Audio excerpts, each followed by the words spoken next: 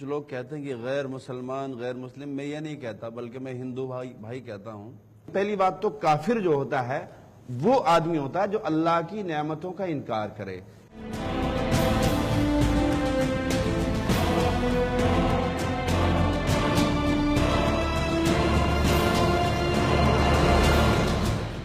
आप बताइए, क्या वो आपका रब नहीं? काफिर की डेफिनेशन आप गलत क्यों बता रहे हैं? कुरान तो कुछ और ही कह रही है। कुरान कहता है, आप कुछ और कह रहे हैं, कुरान कुछ और कह रही है कि जो अल्लाह आपने अलग से कुरान बना ली क्या?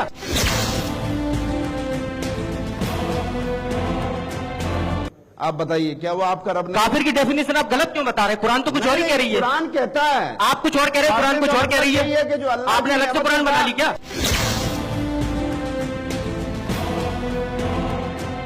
कि इस्लाम एक अमन व अमान का मजहब है। इस्लाम एक शांति वाला मजहब है। मैं आपके मजहब की बात नहीं कर रहा हूं, मैं आपके मजहब की बात नहीं कर रहा हूं। कुरान कहता वला तसुब्बुल्लज़ीना यदऊना मिन दुनिल्लाह फयसुब्बुल्लाह अदवन बिगैर इल्म।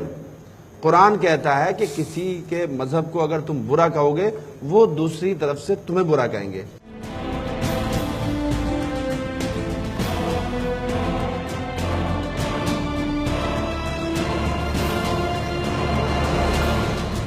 तो मैं रूल रेगुलेशन की बात करता हूं।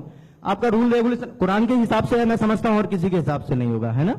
कुरान का सूरा अन्निसा आयत संख्या 101। मौलवी जी ध्यान दीजिएगा। इन्नल काफिरीन कानू लकुम अदुव्वम मुबीना। इसका हिंदी में अर्थ होता है कि बेशक ये काफिर तुम्हारे खुले दुश्मन है। अब अगर मौलवी जी जैसे थोड़ी देर पहले बोल रहे थे कि काफिर का मतलब गैर मुसलमान नहीं होता है, तो ये आप कह रहे हो, लेकिन कुरान क्या कह रही है काफिर के बारे में, ये भी मैं आपको बता देता हूं।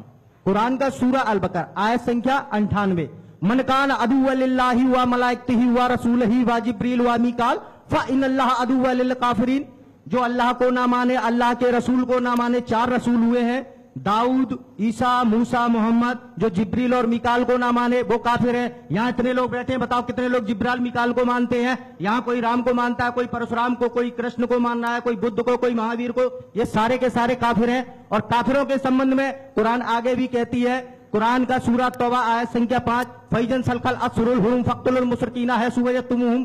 अर्थात रमजान के पवित्र महीने बीत जाने पर मुशरिकों को जहां पाओ वहां कत्ल कर दो।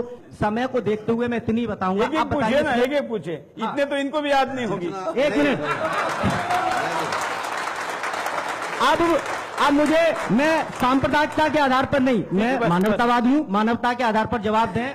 क्या कुरान के रूल एंड रेगुलेशन के हिसाब से गैर मुसलमान जिंदा रह सकता है? जबकि भारतीय संविधान अनुच्छेद 21 प्राण व दैहिक स्वतंत्रता का अधिकार देता है। भारतीय संविधान अनुच्छेद 25 प्रत्येक व्यक्ति को धार्मिक स्वतंत्रता देता है। आपकी कुरान, आपके रूल एंड रेगुलेशन प्रत्येक भारतीय नागरिक के संवैधानिक अधिकारों का हनन कर रहे हैं।